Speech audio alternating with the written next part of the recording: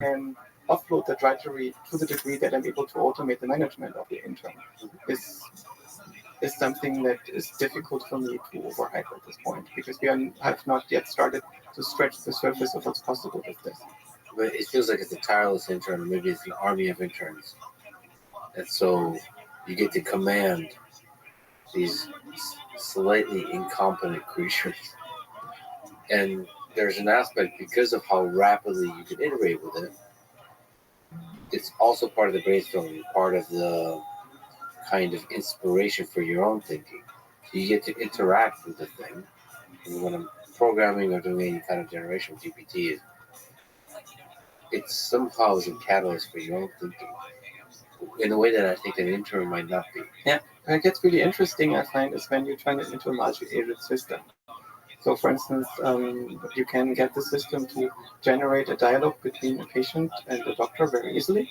But what's more interesting is you have one instance of ChatGPT that is the patient, and you tell it in the prompt what kind of complicated syndrome it has, and the other one is a therapist who doesn't know anything about this patient, and you just have these two instances battling it out and observe the psychiatrist or the psychologist trying to analyze the patient and trying to figure out what's wrong with the patient. And if you try to take a very large problem, the problem, for instance, how to build a company, and you turn this into lots and lots of sub-problems, then often you can get to a level where the language model is able to solve this. What I also found interesting is based on the observation that ChatGPT is pretty good at translating between programming languages, but sometimes has difficulty to write very long coherent algorithms that you need to co-write them with human author. Why not design a language that is suitable for this? So some kind of pseudocode that is more relaxed than Python, and that allows you to sometimes specify a problem vaguely in human terms and let ChatGPT take care of the rest. And you can use ChatGPT to develop that syntax for it and develop new kinds of programming paradigms in this way. So we very soon get to the point where this question, age-old question for us computer scientists, what is the best programming language? And can't we write a better programming language now? That is, I think that almost every serious computer scientist goes through a phase like this in their life. But this is a question that is almost no longer relevant.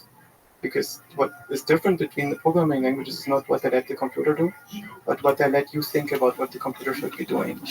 And now ChatGPT becomes an interface to this, in which you can specify in many, many ways what the computer should be doing. ChatGPT or some other language model or combination of systems want to take off the rest. And allow you to expand the realm of thought you're allowed to have when interacting. Mm-hmm. It sounds to me like you're saying there's basically no limitations. Your intuition says to what large language. I don't know of that limitation. So when I currently play with it, it's quite limited. I wish that it was way better. But isn't that your fault versus the large language? No, of course it's always my fault. There's probably a way to make everything your fault. I just want to get you on record saying yes, everything is my fault. That doesn't work in my life. At least that is usually the most useful perspective for myself. Even though with hindsight, I feel no. I sometimes wish I could have seen myself as part of my environment more and understand that a lot of people are actually seeing me and looking at me and are trying to make my life work in the same way as I try to help others. And making this switch to this level 3 perspective is something that happened long after my level 4 perspective in my life. And I wish that I could have had it earlier. And it's also not now that I don't feel like I'm complete, I'm all over the place. So, where's happiness in terms of stages? Is on 3 and 4? No, take that tangent. You can be happy at any stage or unhappy. But I think that if you are at a stage where you get agency over how your feelings are generated, to some degree you start doing this when you leave adolescence, I believe. That you understand that you're in charge of your own emotion to some degree, and that you are responsible how you approach the world. That it's basically your task to have some basic hygiene about the way in which you deal with your mind, and you cannot blame your environment for the way in which you feel. But you live in a world that is highly mobile, and it's your job to choose the environment that you strive in and to build it. And sometimes it's difficult to get the necessary strength, and energy to do this and independence, and the worse you feel, the harder it is.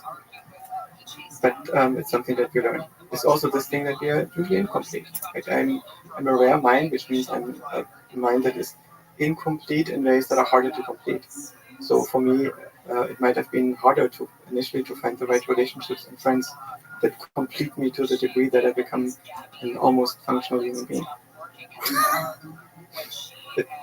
Oh man, the search space of humans that complete you is an interesting one, especially for Yoshabak. That's an interesting. Because talking about brute force search in chess, Yeah. I wonder what that search tree looks like.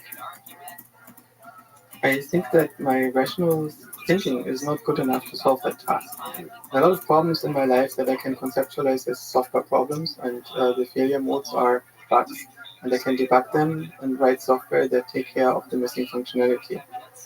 But there is stuff that I don't understand well enough to use my analytical reasoning to solve the issue, and then I have to develop my intuitions, and often I have to do this with people who are wiser than me.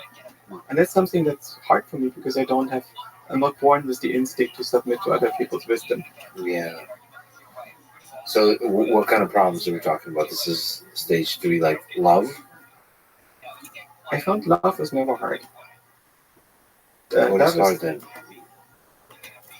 fitting into a world that most people work differently than you and have different intuitions of what should be done. Feel empathy. It's also aesthetics. When you come into a world where almost everything is ugly, and you come out of a world where everything is beautiful. I grew up in a beautiful place as a child of an artist, and in in this place it was mostly nature. Everything had intrinsic